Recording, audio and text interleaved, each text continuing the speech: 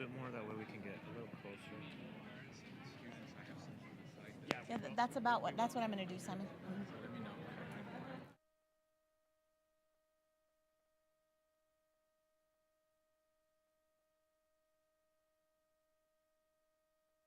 Started, but we do have a few open seats at the tables here, and so I'm going to have Simon, your last name. Chandler. I'm going to have Mr. Chandler come into the audience and recruit some additional stakeholders so we can fill up our tables in here. So, Mr. Chandler, will you help me do that? I think that we still have a few more people coming in, so we'll get started in just a few minutes.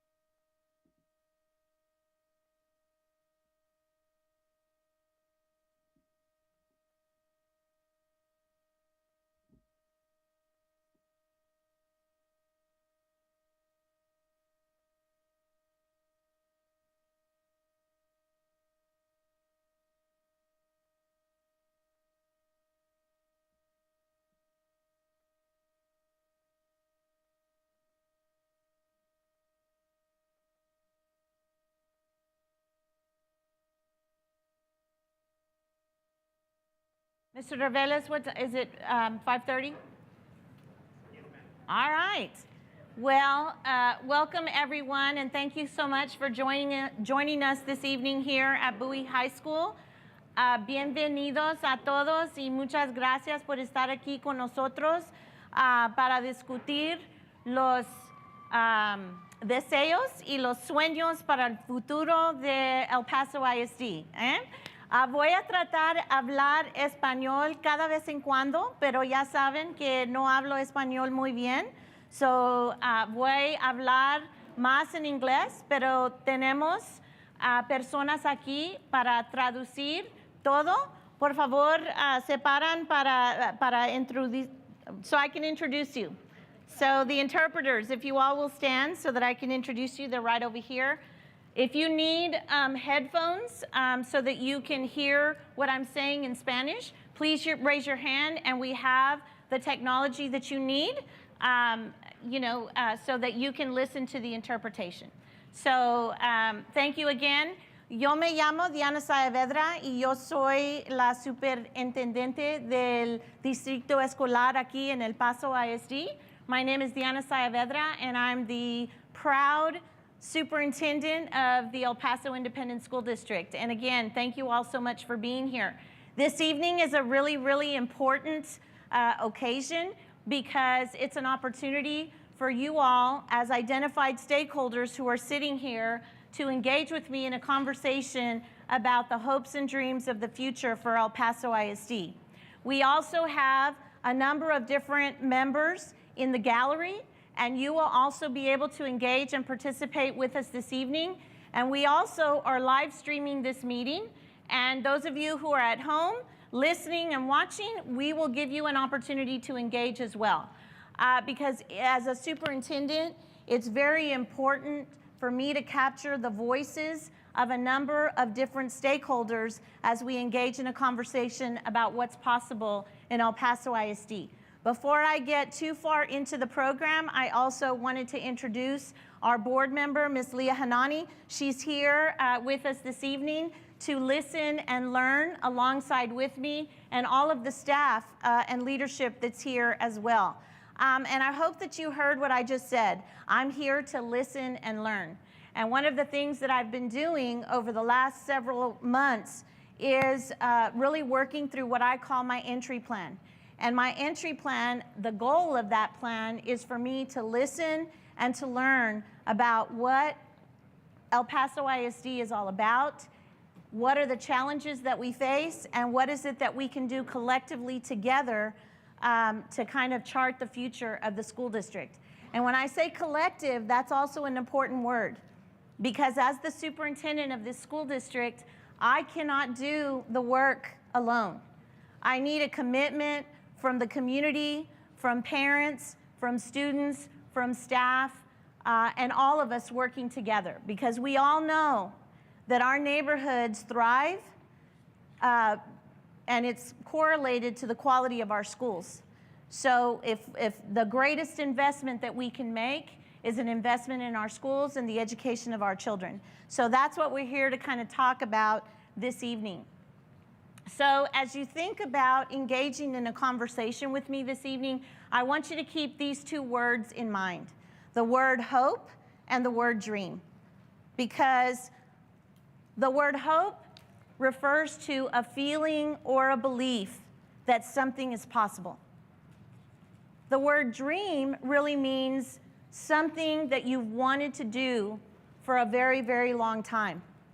All right, so as we think about the conversation that we're going to have today, I want you to be thinking of it from a lens of hopes and dreams.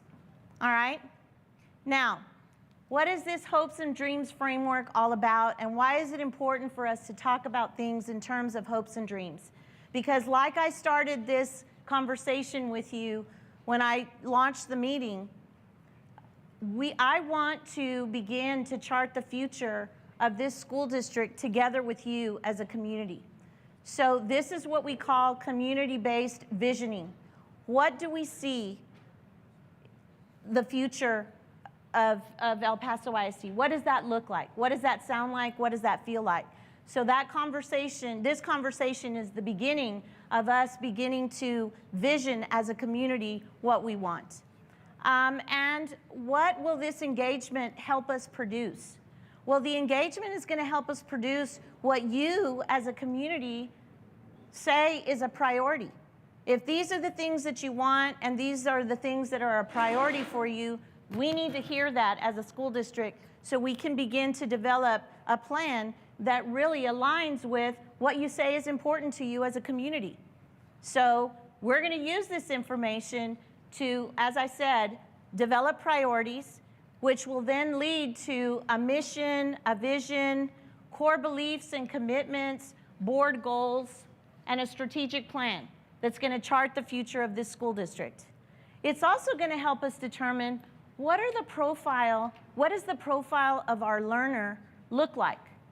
What do we want, aside from being academically prepared to take on the world when our students graduate from El Paso ISD, what other things should they possess?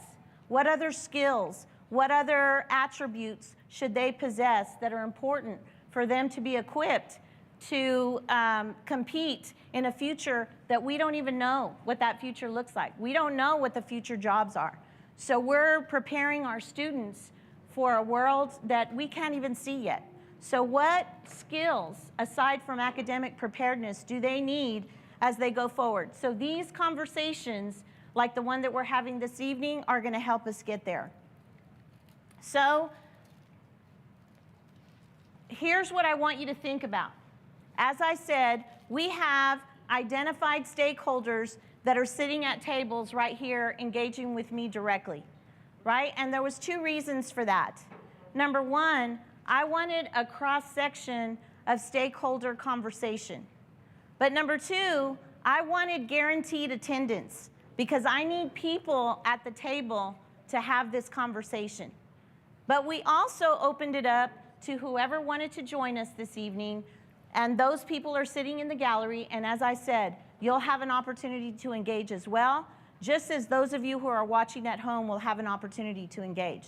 So again, I want us to engage in conversations about hopes and dreams. Hopes and dreams, those of you who are students here, I want to know about the hopes and dreams that you have for your future.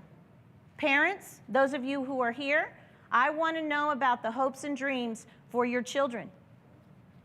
Educators, what are your hopes and dreams for your students? You all decided to become educators for a reason. We need to know, what is that? And what do you want for your students? And how do we make that happen? And then community members, as I said, schools are important for our neighborhoods to thrive. So those of you who are representing the community, what do you want? What are your hopes and dreams for your neighborhoods? And for the entire audience, as I said, what are the hopes and dreams that we have for the future of El Paso ISD? So as we engage in this conversation, those are the things that I'm going to be interested in hearing. So how are we going to do this evening? All right, one of the things that I asked you to do as you were going to come and participate with me and engage in this conversation is you need technology. So if you have a phone, you're prepared for tonight's conversation. If you don't have your phone and you prefer to engage with a tablet, we've got tablets here that we can distribute to you. Those of you who are at home, you can use a computer, you can use your phone, you can use a tablet. Those of you who are in the gallery, get your phones out because you're going to be participating by phone as well. So if you need help in just a minute to launch and get into the platform that we're going to be using, you just need to raise your hand and we'll have somebody come to you and help you get connected. All right? So why are we using this thought exchange platform, and what is this thought exchange platform about? Well, we're using this thought exchange platform because this program is designed to allow you to share your thoughts, first of all. So you're going to share your thoughts using this platform. While you're sharing your thoughts, the platform is generating those thoughts that everybody's putting in. So as well as you can generate your thoughts, you can also read the thoughts of everyone else. And then you're going to go through and rate those thoughts.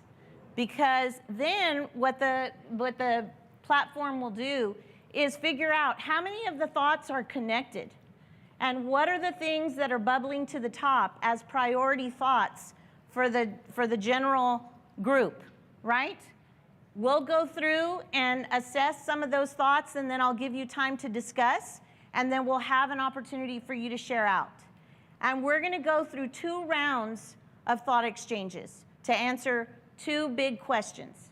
And again, the platform's going to allow you to generate your thoughts, read the thoughts of others so that you can rate them, and then we'll go through and look to see what's bubbling to the top. Because anything that is rated a 4 or higher is considered a priority thought for the group, okay? All right. The other thing I need you to know is that it's a very easy to use web format, and we're going to show you how to get into it, and it's anonymous. It's anonymous, so we can't see who's putting what thought in. So we need to hear your thoughts. Good, bad, or otherwise, we want to know. Because as I said, I am in a situation, I'm early into my tenure as a superintendent, and I'm listening and learning so that we can begin to shape the future of our school district. So, what do I already know? So, before we jump in to sharing our thoughts, I want to share with you what I already know.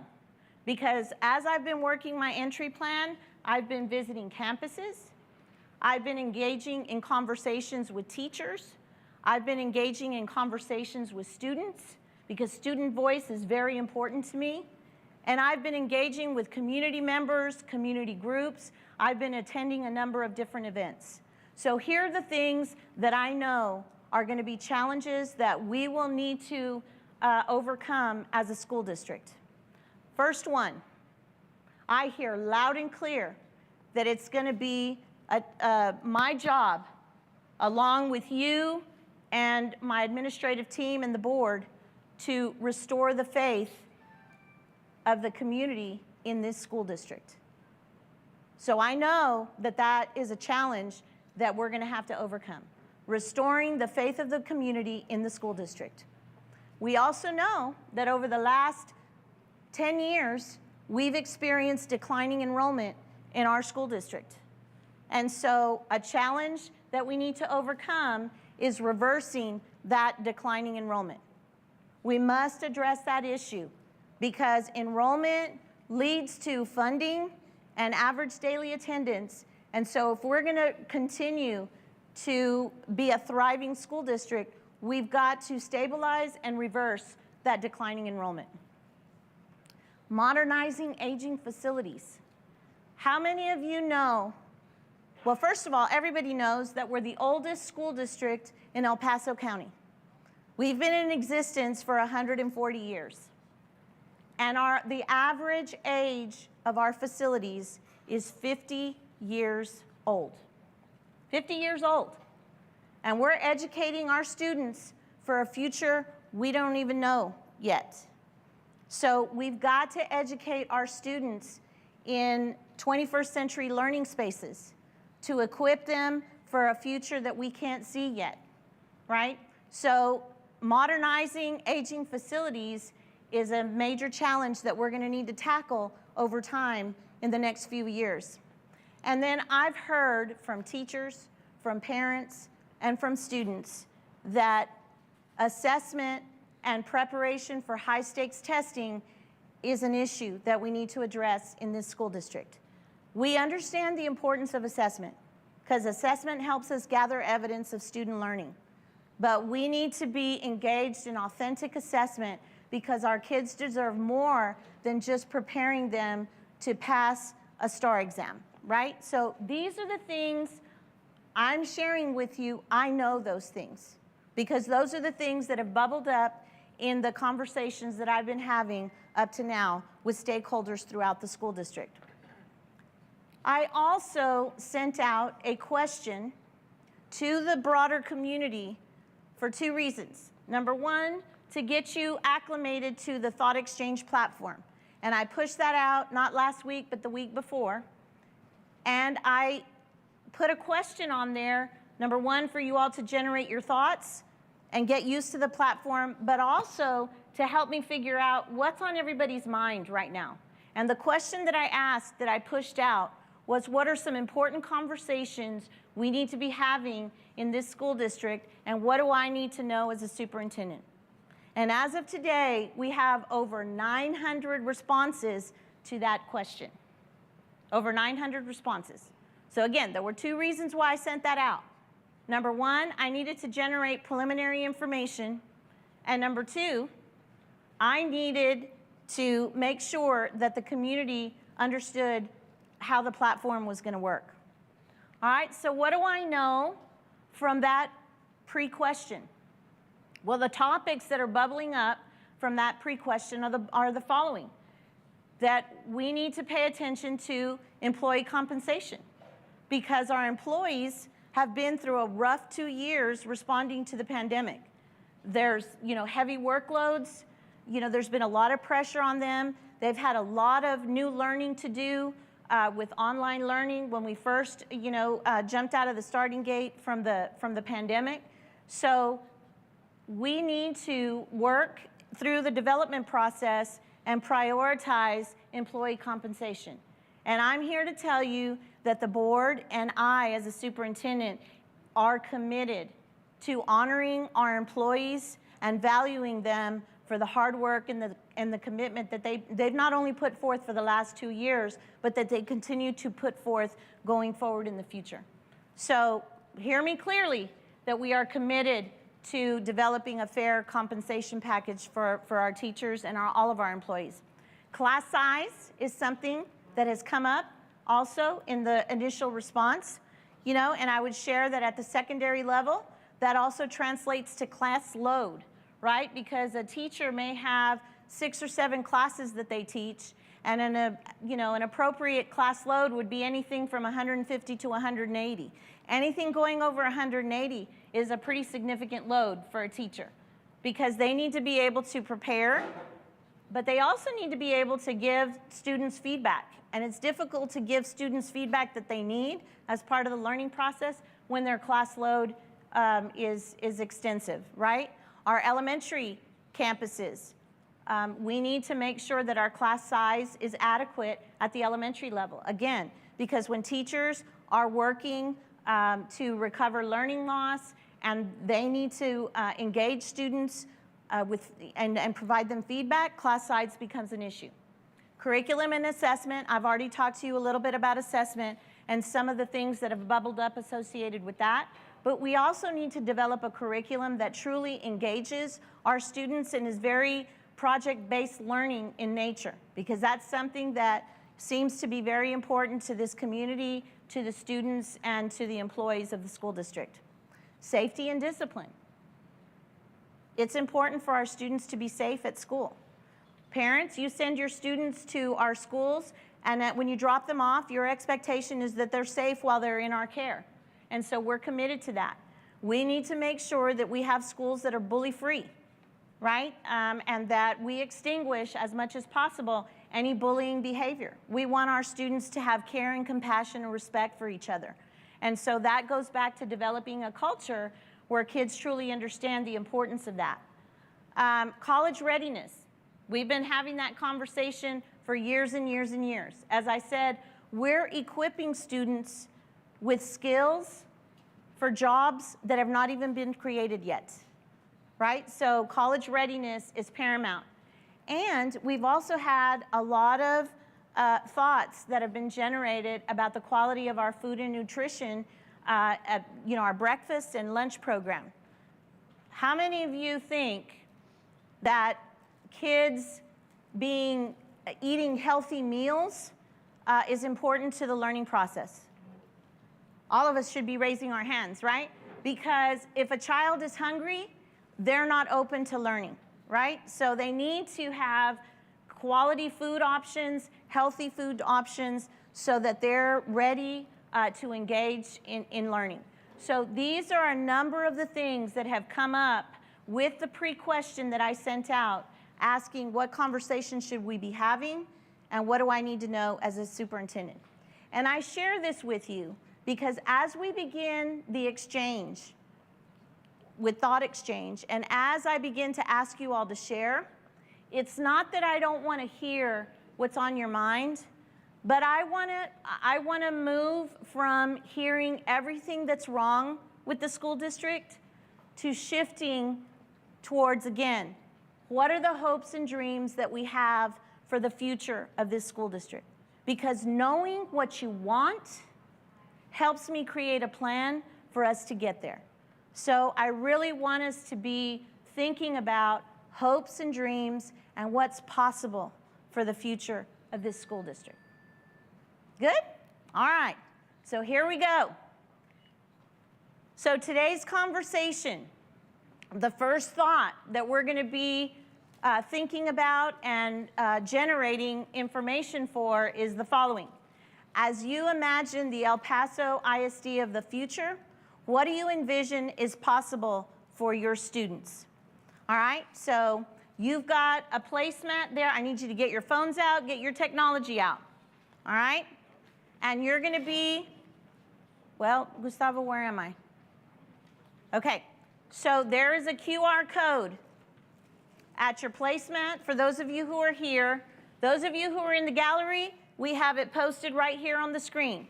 This is, you go to tjoin.com or go use this QR code to get into the Thought Exchange platform. So those of you who are in the gallery, get your phones out, get onto the platform.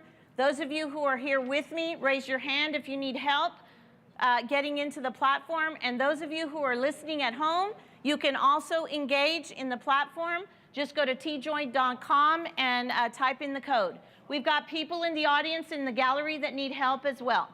And so as soon as you get in, start generating your thoughts. And you will notice that you can generate your thoughts in English or in Spanish. There's a drop-down menu for the language that you prefer. So if you prefer Spanish, type everything in Spanish. If you prefer English, type everything in English. We'll get both sets of information. So do we have a phone or a tablet here for this young man? Let me get him some devices. We've got some iPads. Yes, so we need devices for students here at this table.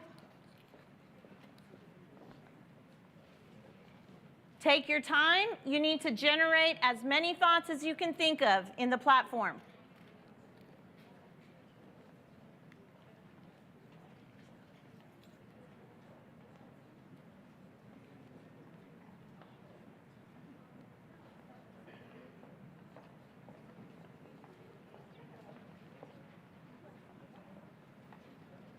Y los pueden poner en inglés y también en español.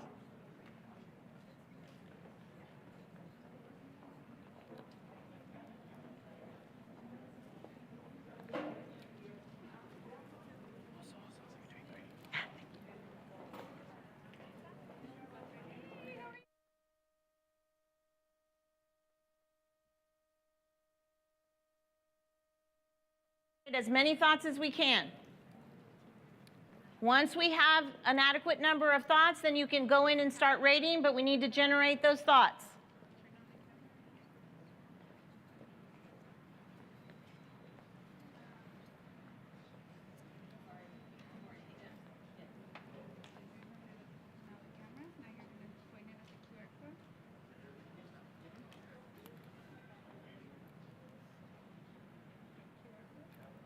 Carla? I think.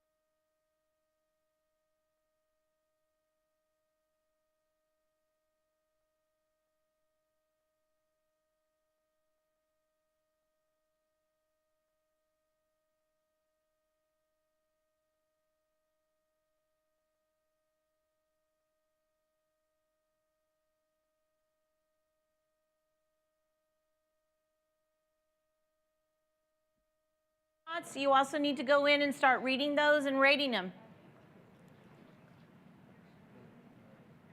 Generate thoughts, read thoughts, and rate thoughts, right?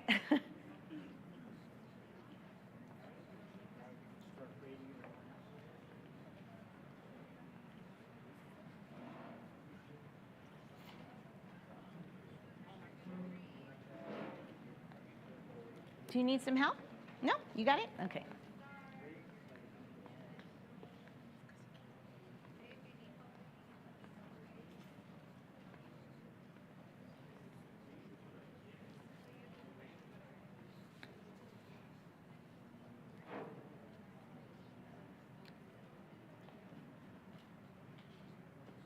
We've got a number of different thoughts generated. Keep generating thoughts, but don't forget to go in there and rate them.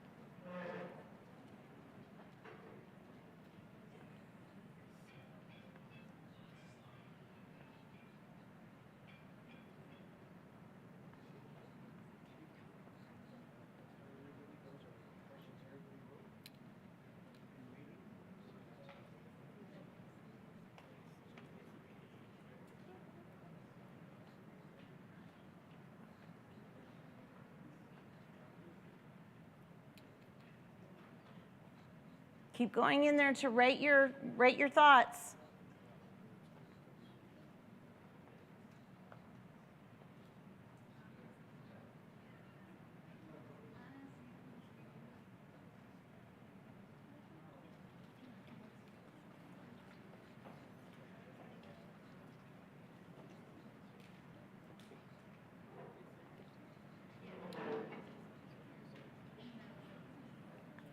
Keep going in there and rating those thoughts. We've got 69 thoughts generated. You need to scroll through those, read those, and rate them. I know I'm making you work a little hard this evening.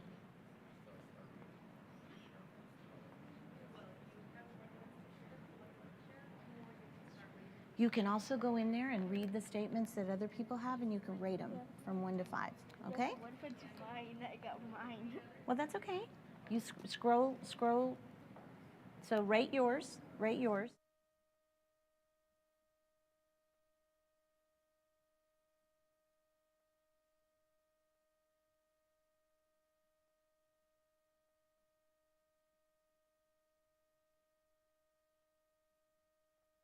Continue to go in and read others' thoughts and rate them.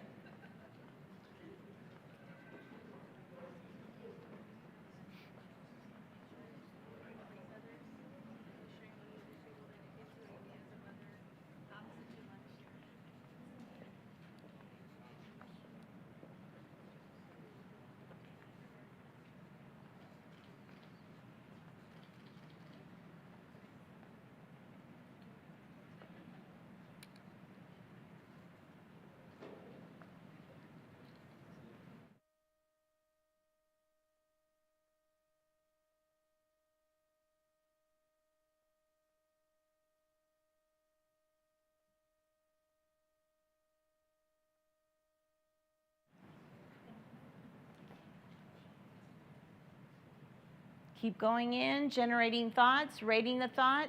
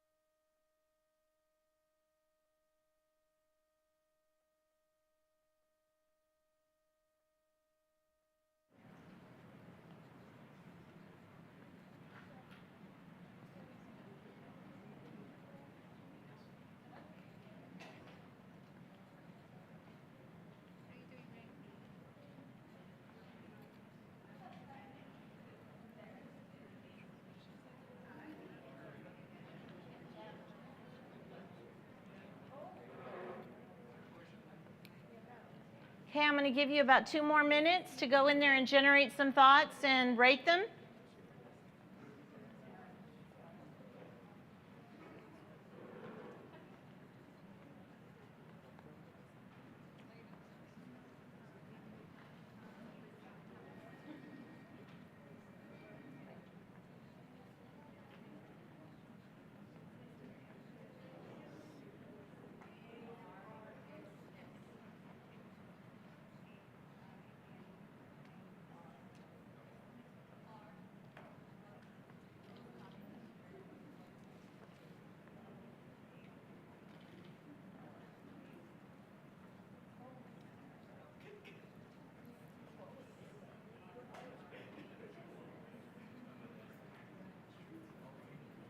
Right, y'all have about 1 more minute.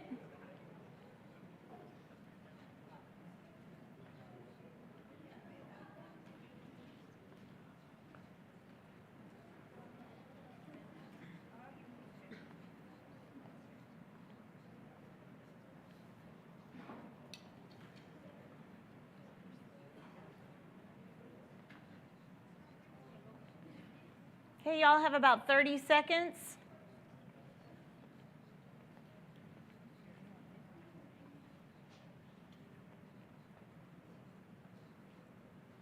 And 5, 4, 3, 2, and 1. So if I could have everybody's attention back over here. So I want you to kind of take a look at the screen, because the screen is showing us, number one, kind of a diagram of how this works. You notice that every thought that's being generated by a participant, like there's a web because they're being connected, right? And so let's look at some of the thoughts that have bubbled to the top and some that have been generated by you all, either in the audience, in the gallery, at home, or here with me here in the stakeholder group. So faculty and staff working together for the student success, a supportive administration. That was rated at a 4.5. Equal learning opportunities for all students, regardless of their zip code, whatever side of town that they live in. That also received a rating of 4.5. Students that have opportunities to attend campuses with different magnet programs, so program choice is important. Equitable schools, creating lifelong learners with excellent citizenship and self-esteem for the 21st century. Schools where students feel valued and supported in their learning. That was rated as a 4.4. So there's a lot of ideas that are bubbling to the top. So what I'd like you to do now is I'm going to give you some time to kind of share at your tables some of the thoughts that were generated and some things that are important to you all as a table, right? Because then I'm going to come, after I give you an opportunity to discuss a little bit, I'm going to be calling on some of you to share. What were the conversations that you were having at the table? And again, we're talking about what's important for us to be thinking about in terms of shaping the future for El Paso ISD. So go ahead and share. Those of you who are out in the gallery, certainly share at your tables. And those of you at home, if you want to share any thoughts or ideas in the chat, that would be great as well. Go ahead and talk, talk, talk. Now's your time to discuss.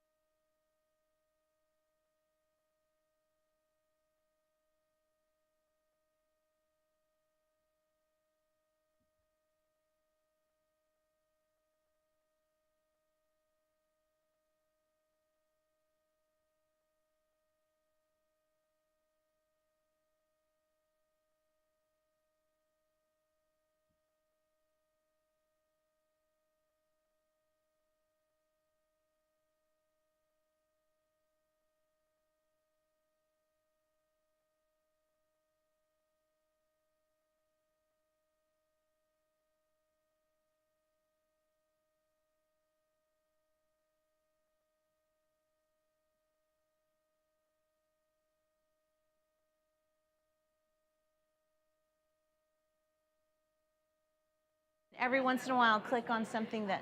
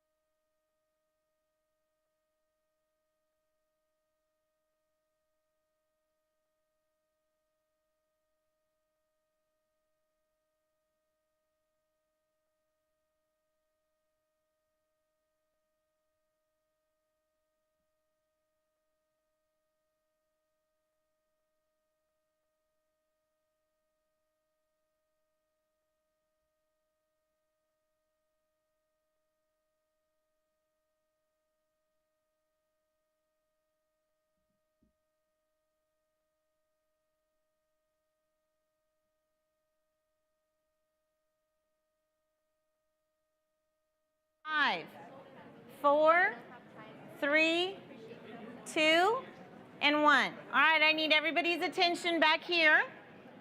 Thank you all so much for sharing your thoughts at the table. Where are my students in the house? All right, let's give them a round of applause for being here. All right, so I want all my students to stand up. Stand up. All right, one more round of applause for our courageous students. So, students, I'm going to ask for 3 or 4 of you to share, and I want elementary students, middle school students, and high school students, all right? So, what were some of the things that you all talked about at your table about the future of El Paso ISD? Who wants to start? Who wants to be courageous? All right, come on, come right up here to the front, right here. Tell us your name and what school you're from. My name is Camila and I'm from... Wait. Let's make sure that her, is it working? Speak into the microphone, sweetie. Let's try this one. Okay. My name is Camila. It's not working. Okay, talk into this right here. My name is Camila and I'm from Douglas Elementary School. And some things that they shared in my table was that no bullying allowed, and that the technology should be like everybody, like the teachers should have more communication with the students, and that the students should feel more comfortable, and that the teachers should know like where are the students going, like their apps and everything, and that we should use more technology. All right. Thank you. So let's give her a round of applause. What I heard her say is that, students value a lot of hands-on activities in the classroom. And they also, I will call on students in just a minute. I always like to summarize what I think students are sharing so that I kind of understand where they're coming from. So not only do we want engaging activities, but we also want teachers to develop good relationships with students and communicate with students, all right?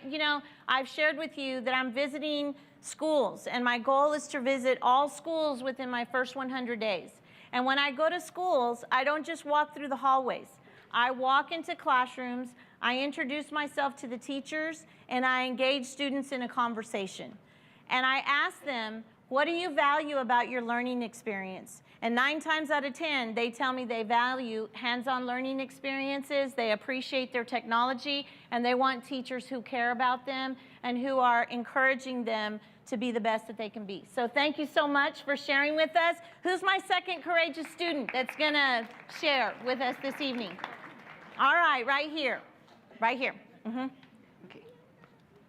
Hello, my name is Brianna Portillo. I'm a student here at Bowie High School, and a topic we talked about in our table was how students do not have a better opportunity for their education and how they're put into classes that it's not in their interest. So what I hear you saying is that you want to be challenged as a student, and you also want your interests to be honored with a lot of the course selection that you have at your school. Is that what you, okay, perfect, wonderful. Let's give her a round of applause. Who are my middle school students here? Who are my middle school students? All right, here we go. What do you have to share with us? Give us your name and what school you're from.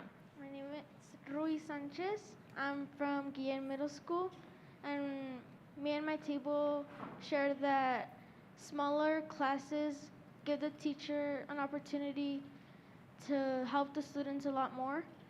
Like, for example, those quiet students that don't really speak up get the opportunity to get that help that they need to grow. All right. So when we think about, thank you. Let's give him a round of applause. So when we think about the future of El Paso ISD, we need to keep class size in mind because, again, we want our teachers to be able to give our students feedback.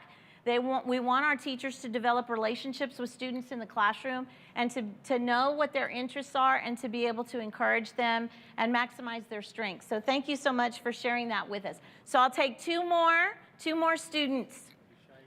2 more, right here. All right, this fine young lady. My girl's in the house, all right. All right, your name, sweetie, and what school you're from. My name is Akira Compian, and Keep going, just keep going. Here, let's do this.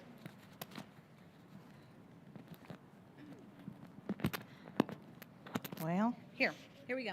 And I'm from Hart Elementary, and we talked about that we are supposed to feel the same as other students at other schools. Okay. All right. So you want to, for us to help you become the best version of yourself, and you want to feel good about your education at your school. Is that? All right. Okay. I'll take one more. This young man right here.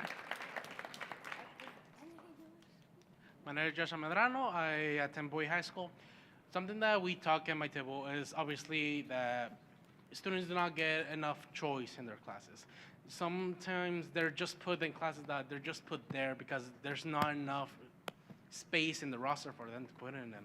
And mostly when sometimes you go to a class and you just look behind, there's some students that you know when they're not interested in that class because they're not interested because it's not part of their career, what they want to learn, what they're engaged in.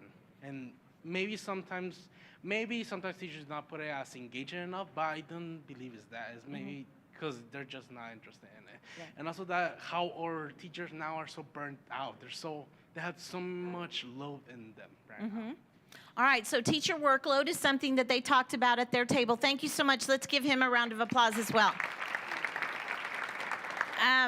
teacher workload is really important. And again, another emphasis on course choice and a choice of things that really interest our students. So perhaps we need to start polling our students, find out what their interests are, and then match our course selection to that. So thank you so much. All right, where are my teachers in the house?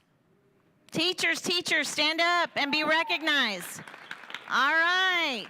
Teachers, thank you all for being here this evening.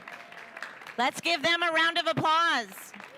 All right, so I hope we have microphones that are working. All right, so I'm going to take 3 comments from teachers. So teachers, when you think about what's possible for El Paso ISD in the future, what are some of the things that you talked about at your table?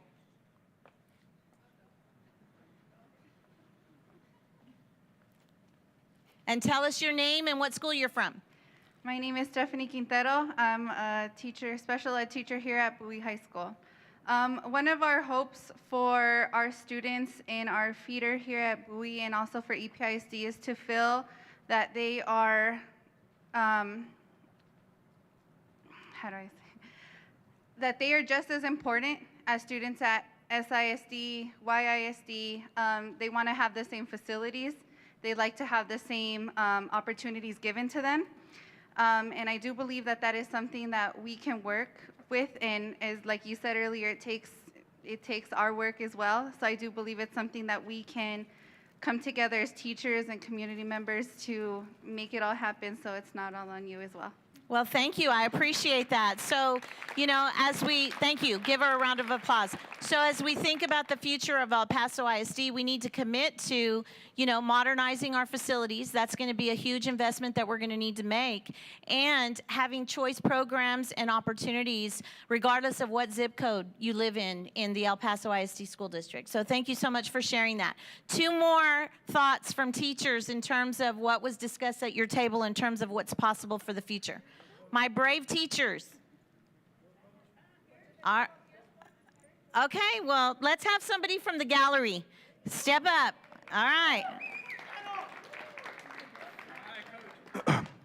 Look, Abraham Monteros, or Coach Monteros, from Bowie High School. My big issue that we talked about was technology. With COVID, with the computers, it's sad, but not every student knows how to use their computers. There's classes that they don't even bring them out. And I think we're in 2022. We should be using the computer for everything. In college, I didn't drop my computer at all. Everything was on the computer. And it's, you know, and this comes with teachers, right? Some teachers like doing foldables, things like that. But we're in 2022. Everything's on computers. We're not using globes anymore. We're using Google Maps, right? Right. So we need to start incorporating that into everything, because I don't want my senior to end up at UTEP and not even know how to check their email, because I get that. Right. I have seniors and juniors that don't know how to check their emails. Parents, I really have that, okay? So it happens. They don't know how to use Schoology.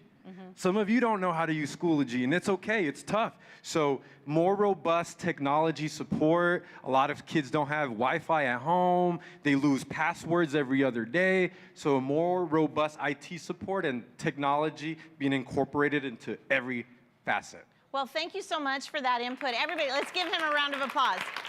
So thank you for sharing with us from the gallery. And he's absolutely right. When we think about 21st century learning experience for our students, technology is part of that, you know, and so we've invested in our school district in one-to-one technology for our students.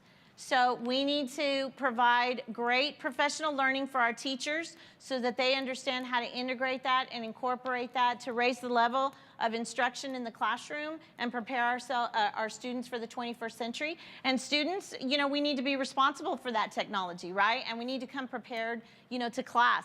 So I appreciate you all sharing that. I think also as a school district, what I heard him say is that when we think about the future, we also have to think about the online broadband capability of our constituents, so that they don't only use technology when they're in the classroom, but when they go home, they have access to internet so that they can extend their learning at home. So thank you so much for those thoughts.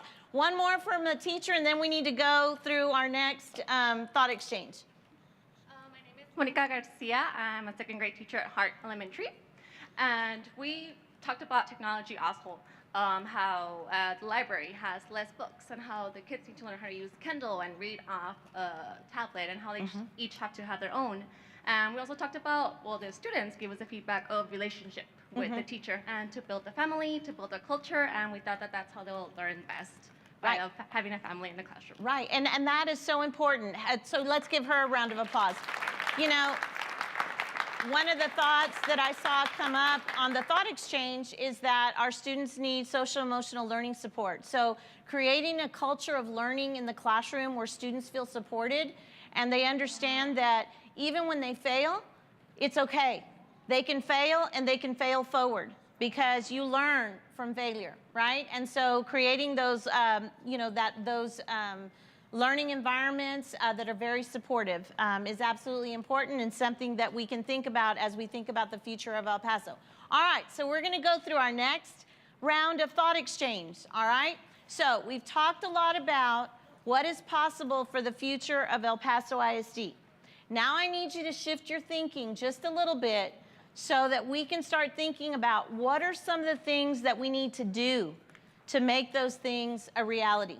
So what are the things that we need to do to make those possibilities a reality? All right, so get back into your thought exchange. This is the new QR code. Those of you who are in the gallery, get your phones out, type in the QR code and start generating your thoughts. Read those thoughts and rate them. Those of you who are at home watching, pull out your phones, and obviously those of you who are here with me, here's your new QR code. Start generating some thoughts.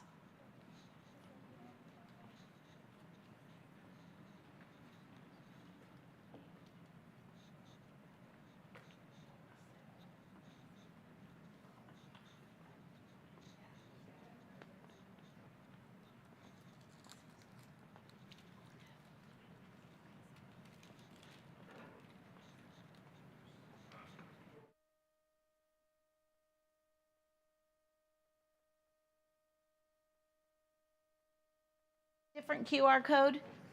It's this one.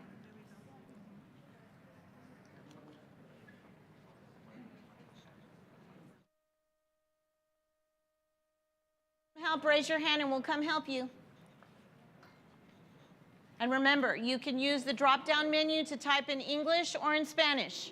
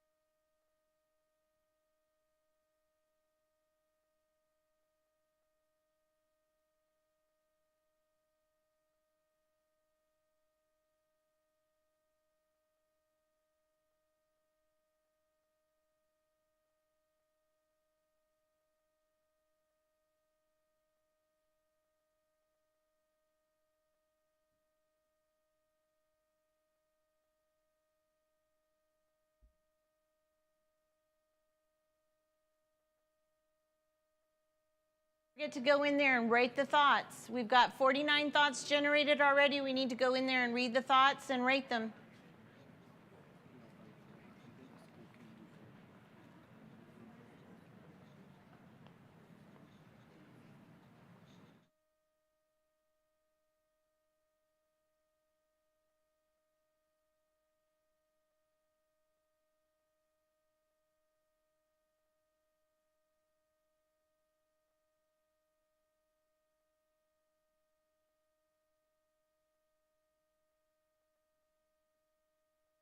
All aware of is that you all have Chick-fil-A boxes at your table. Those, that's your dinner. So as you're working and generating thoughts, feel free to eat while you work.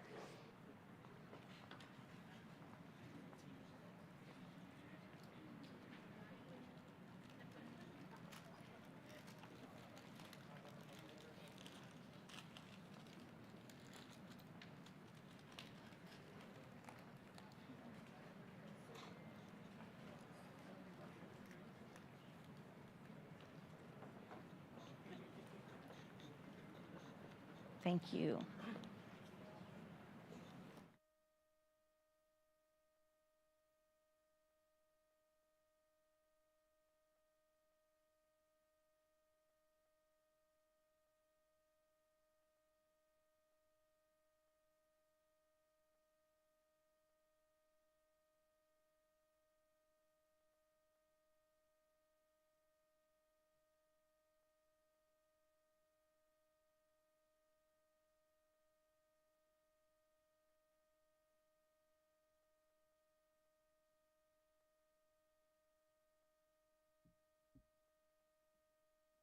To rate those thoughts.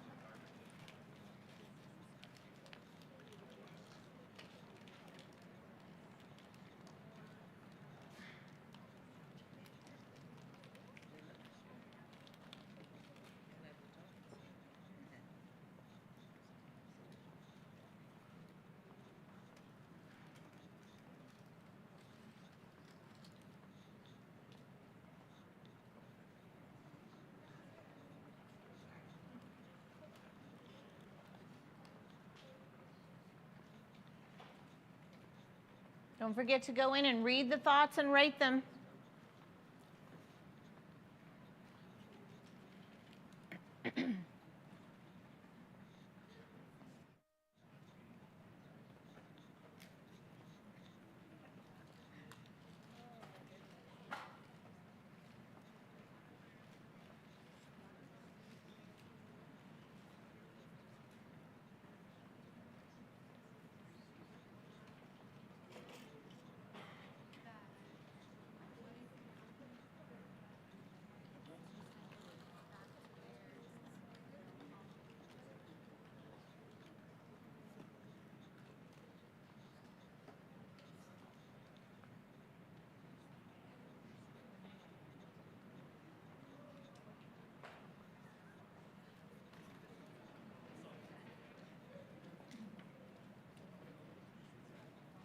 Keep going in there, reading the thoughts and rating them.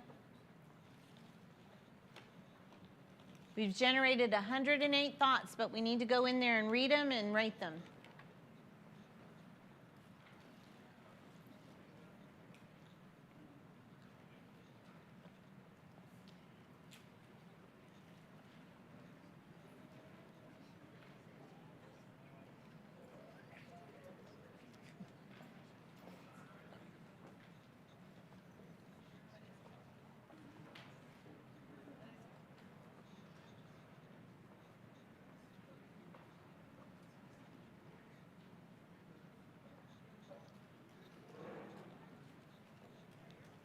Keep going in there, read the thoughts and rate them.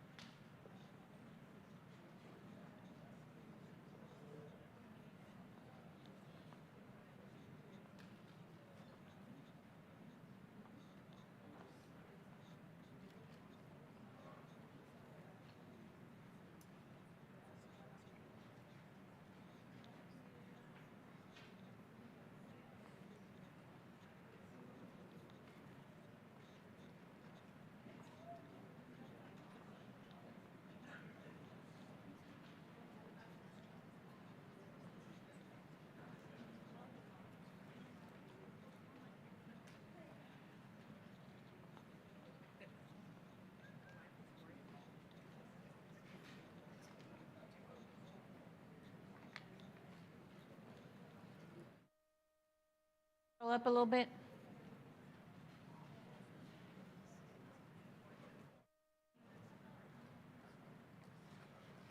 Keep going. Okay, you have about 2 more minutes to continue to go in, generate thoughts, and rate them.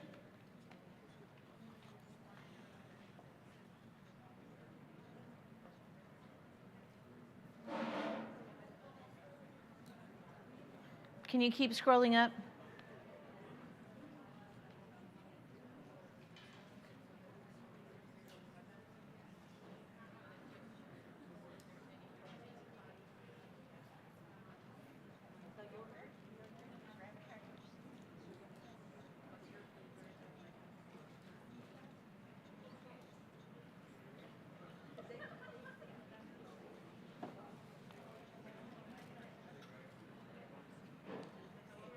Right, y'all have about 1 more minute.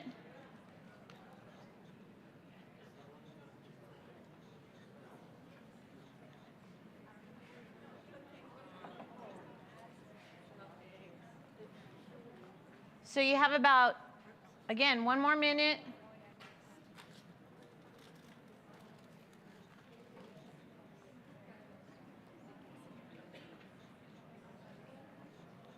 $30 seconds.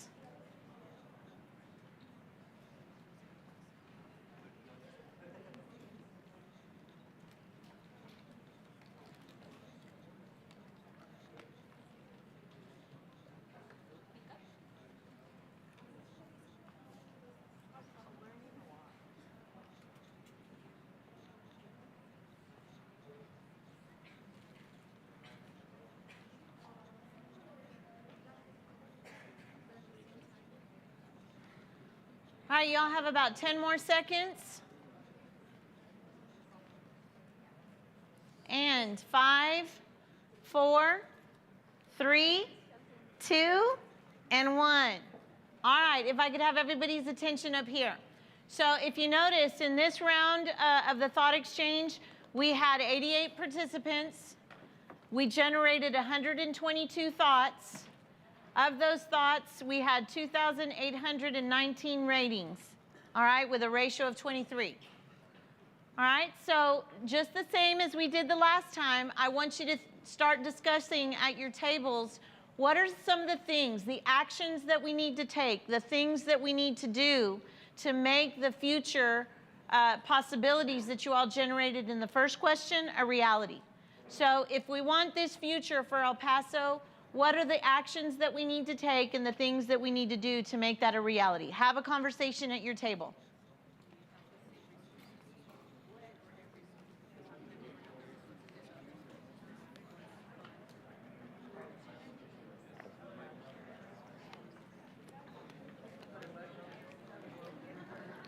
Those of you who are in the gallery, have a conversation at your table, and those of you who are listening at home, have a conversation at home and put some thoughts in the chat.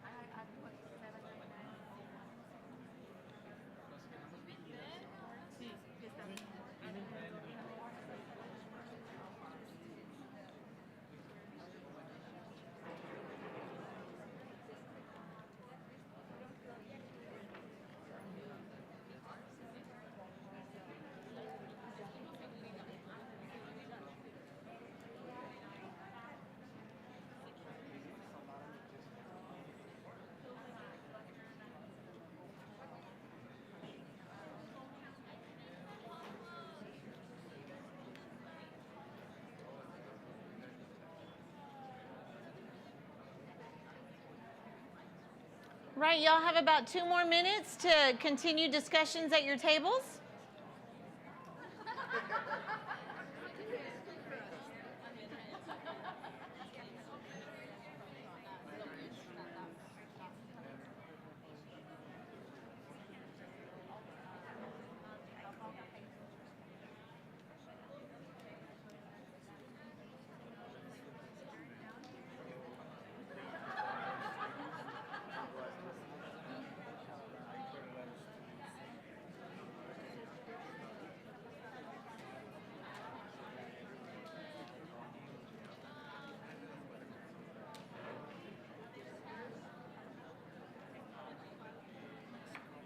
Okay, you all have about 1 more minute to discuss at your tables.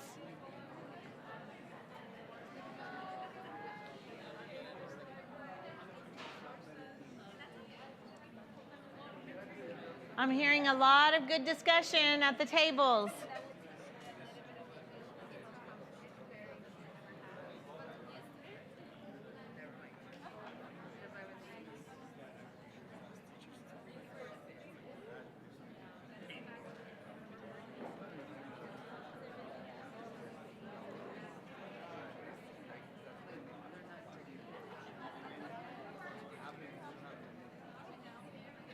Okay, you have about 30 more seconds for discussion at your tables.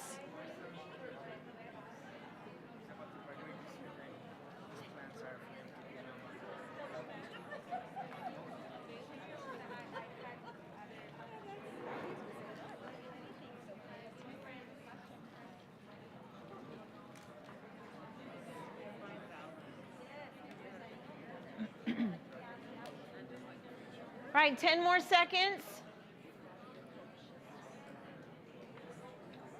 5, 4, 3, 2, and 1. If I could have everybody's attention back over here. So as I was listening to you all discuss, I was kind of scrolling through some of the thoughts that were generated in the second exchange, and some of the themes that came up were obviously teacher retention and recruitment, which goes back to compensation, right? So one of the things that we shared with the board in a budget workshop about 2 weeks ago is that when we did a study of the current compensation for our teaching staff, in our area, our teachers are somewhat below the salary from other school districts. So that's something that we need to think about, and I will let you know that the board and I as the superintendent are committed to developing a budget that really prioritizes compensation and gets us back in the hunt so that we have competitive salaries for our teachers, so that we are honoring and valuing our employees that do the hard work. So I know that compensation was something that came up. Funding, just funding for resources and supplies. There was professional learning, so not necessarily just recruiting and retaining our teachers, but what is the quality of the professional learning and the training that they received. And then I'm sure some of the parents from comments from parents were, you know, teachers that really have care and compassion for students and kind of understand the demographics of the students that they serve, and they adjust instruction and the learning environment to meet those needs. I also saw comments about parental engagement. So parents, as we started out, we need you at the table. We need you part of the learning process as well.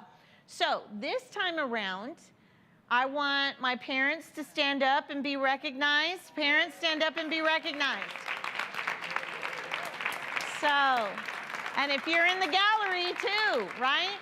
So I want to applaud, thank you all. I applaud the parents, because those of you who are here and have agreed to represent your feeder pattern, it's important because you're an important part of the partnership that we need to develop and commit to as we educate our students and make sure that we can provide them highest quality education. You all are part of that process. So I want to hear from you. At your tables, what are some of the things that you all discussed in terms of the actions that we need to take to make the future of El Paso ISD, to create that future? Yes, sir, right here. Tell us who you are and what school you're representing. Feeder pattern. My name is Christian Compiana. I represent Guillen Middle School. One of the things that we went over in our table was equal disbursement of resources among schools. We know that some schools receive more than others, and we don't really think that is actually fair. Right. We don't see why, maybe like the West Side should have better facilities, better technology compared to, schools over here on this side. Right. So equitable distribution of funding is really important to you all as parents. Thank you so much, Chris, and a round of applause for him. All right. Who else? I need 2 or 3 more parents who are willing. Yes, right here. Fernando. Hello, my name is Fernando Garcia, representing AOA Elementary. Go Cubbies. Yay! So one thing that we talked about at the beginning was the smaller classrooms and the way to do that. There was several opinions. One, of course, came to salaries, but I think we all agree that it goes beyond that. It's just more about our teachers feeling appreciated, motivated, not only by the district, but like as we stated, but the parents, trust the systems and stuff like that, but also have like help with student teachers, right? We said to kind of prep them early. And allow them to be, involved so that when they come out to the work, to the work field, that they're ready or more prepared.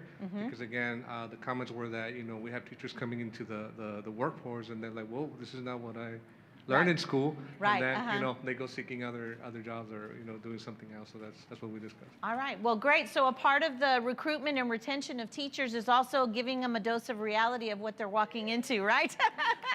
It's not easy. I mean, all of us went to school, right? So everybody thinks that they know what it means to really educate kids and to walk in and deliver instruction in a classroom.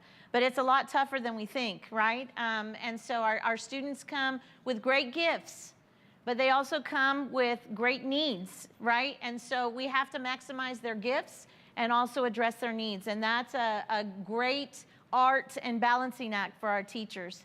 All right, 2 more parents. 2 more parents. How about over here? No? How about, are you ready to? Okay, perfect. Okay, so at our table, we were discussing how some teachers or some substitute teachers don't really, how can I word it?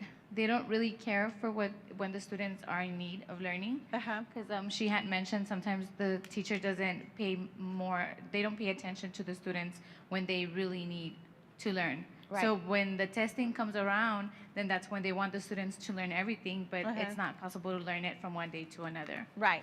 So maybe if the teachers get a little bit more, not educated more, but at the testing done for them also, and substitute teachers, that way they can have pay more attention to the students' needs. All right.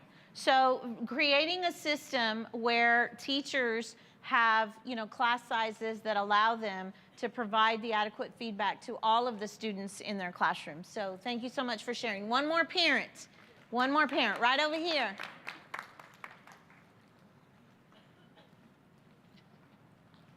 Hello, I'm Deborah. I'm here with Douglas Elementary. We spoke about finding a balance with the use of technology in the elementary schools because, I mean, we understand the use of computers and stuff, but then, I mean, they're also like 1st grade, 2nd grade, so they also have to be able to like also do things on paper. Right. So just finding that balance of what to do with technology and having more hands-on work for the kids. All right. Well, that's great feedback for us to consider. So some of the things that we need to do, although we have a great emphasis on technology, finding that balance and the age-appropriate use for technology as kids matriculate through the system. So thank you so much. All right, parents, you all can have a seat. Now I want to hear from our community members. So those of you who are here as a community member, stand up and be recognized, because I'm going to call on you. All right. So aside from our students and our parents and our teachers, we also have to maximize the assets that we have and leverage the assets that we have in the community. So we have several community members that are here because remember I started this conversation by saying that we all need to commit to the future of what's possible in El Paso ISD. So that includes business leaders and community out there because we have a lot of assets in the community that we can bring into the classroom so that we can educate our students. So who wants to go first? About some, yes, right here. Hello, everyone. My name is Evelyn Corral, and I'm the Director of Field Operations for the Boys and Girls Clubs of El Paso. And I think that one of the biggest things we should do is to be the change we want to see. So first, it begins with us as individuals, and be that example to be able to be a change together as a community as a whole. So one of the other things that I think is important is to understand the demographics and then that we serve. So once we understand the demographics, we're going to meet the needs of those demographics that we serve, right? Because it's different for all of the area, the zip codes that we have across the city. So just making sure that we meet those needs where we're at, and needs are everywhere. It's for parents, it's for students, it's for teachers, right? I understand that teachers have a lot of things in their plate. Understanding them and getting in their shoes and trying to see how can we, make the load a little bit less difficult for everybody that's on board. Then also maximizing the resources that we already have. So who is in the community? Who are our partners in the community? Who are our different departments, and the different expertise that we have across the departments is important.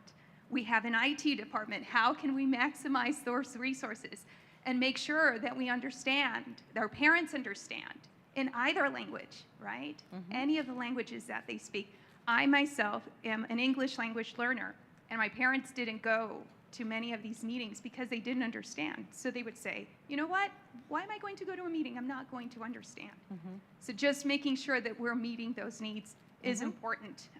So the different departments and their expertise, community programs that are out there. For example, the Boys and Girls Club is getting ready to provide a summer camp that is free of charge for EPISD students. They're going to go on helicopter rides. They're going to go horseback riding. So all of those things are very important. Right. Assess the facilities and the resources that we have, and realize that our culture is very beautiful, and just embracing the culture that we have here in our region, and understanding that if you're bilingual, you are a great asset. It's not something to be ashamed of, but be proud of. Thank you. It's actually a leg up, actually. So thank you very much. You shared a lot. I'm gonna just pick out a couple of different thoughts. One of the things that she shared that was very important is that, there's no one size fits all for a district as large as El Paso ISD. And part of the engagement that we're having this evening is for us to generate thoughts that really can be applied across the district. But if you're paying attention, I'm doing 10 of these listening tours, one for each feeder pattern, because we're also generating information that's going to help us determine how we would differentiate what we do in one feeder pattern versus another. So very, very important information. And as she said, we need to maximize our community assets. I was with superintendents from across the nation in Chicago about a week ago, and they shared with us research about before school and after school programming and the importance of extending the learning outside of the school day, because we cannot hope to accomplish everything that a student needs in the 7.5 hours that we have them in the school building. We've got to leverage community partnerships to provide opportunities and extend the learning of our students before school and after school. So thank you so much, and we've got to coordinate those efforts. Right over here, I think we have somebody from UTEP that's waiting to share their great thoughts. Good afternoon, everybody. My name is Jesse Hernandez from UTEP's ETS program, and I'm actually housed here at Bowie High School. Also. Yay! Thank you, Mr. Beck. So one of the things that personally I think is more dual credit opportunities, maybe more early colleges and more of our high schools. I think that's something that we definitely need to, would be nice to offer our students, definitely more dual credit opportunities, have them graduate with an associate's if possible. Through our program, they're able to get a lot of dual credit classes during the summer. And one of the things that we discussed in the table is more parent engagement, actually. That would be nice if parents are more knowledgeable as to what's going on at the schools, not just during report card day. Right, absolutely. Well, and I think one of the things, in going back to some of the earlier thoughts, is that, you know, if we want parent engagement, we have to understand what the needs of the parents are. When do we ask them to engage? Is it conducive to their schedule? Where do we always ask them to come to the school, or are we willing to go to them as well in places in the community where it's more convenient for them? I mean, what are the strategies that we use to engage parents? Are we targeting and differentiating and understanding what the needs of our parents are if we want them to engage? So great thoughts. And I think I would be remiss if I didn't reinforce what he said about early college, high school, and dual credit options.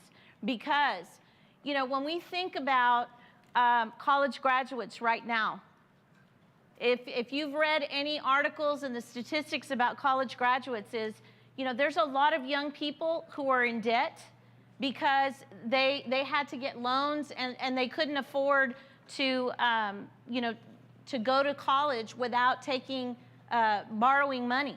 And so now they've graduated from college and they're in debt already. So early college, high schools, when students graduate with an associate's degree from their high school, half of their school has already been paid. They've gotten an associate's degree and they're halfway to their college education for free. All right, so that's a huge investment that we make in our students, and a great, you know, cost savings for families, you know, who would like to send their students, you know, off to college. So very, very important for us to be thinking about. All right, I have non-instructional staff who are here as well. Who are you? And stand up. Non-instructional staff. Who are you? And stand up. All right, when I say non-instructional, I mean they're not teachers in the classroom. They might be counselors, they might be librarians, they might be, you know, custodians, they might be in the food and nutrition department, they might be paraprofessionals. And your voice is important as well. So what can you tell me about some things that we need to do to make sure that we realize the possibilities for the future of our school district? Who wants to go first? Don't be shy, because I'm going to just put a microphone in your. Who wants to? How about this fine young lady right here? Then you.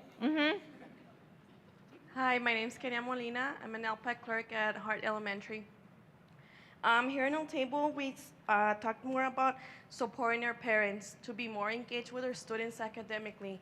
Because sometimes parents, they see school as a daycare. And that is the sad part. So it starts with our parents so students can succeed in the future. All right, thank you. So parent engagement and how we better engage our parents, right over here. Better salaries for our teachers, because unfortunately a lot of good teachers are leaving the district. A lot of teachers are retiring earlier than they expected just because of the pressure that they're feeling, and they feel they're not getting paid enough.